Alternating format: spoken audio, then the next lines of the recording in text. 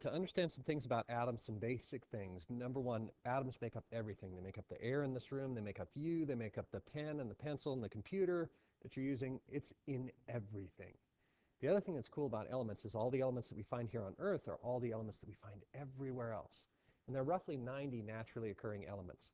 I know there's a lot more on the periodic table, but a lot of those only exist for fractions of a second in very specific laboratory conditions. There are three particles of an atom we're going to talk about. The first one is the proton. Protons are located, you can see here in the nucleus, and they have a positive charge.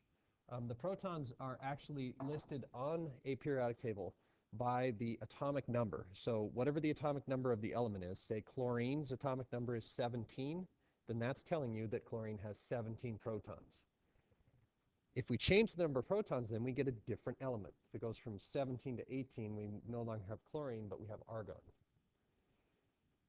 Now, the other particle in the nucleus is the neutron, and neutrons have no charge.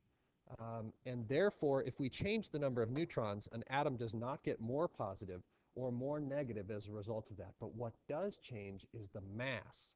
And so we can have different, what's called isotopes of atoms.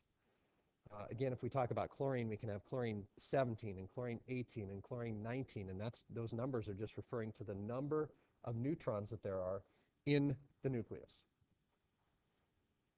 The last particle is the electron. Electrons exist in what we call a cloud around the nucleus. And in this diagram, it looks like it takes two loops, but they can be anywhere in a sphere at any point in time. They have a negative charge, and so if we change the number of electrons, either subtracting or adding, then the atom itself will become either positively or negatively charged based on that. So only for protons and electrons does the charge matter. Now, the other thing that's interesting about this, which is not listed on the slide, but you should understand, is that the majority of the mass of an atom is located inside the nucleus. These protons and neutrons are about 8,000 times heavier than an electron. So basically, the mass of electrons is negligible. It doesn't even really count. So 99% of the mass of an atom is located in the nucleus.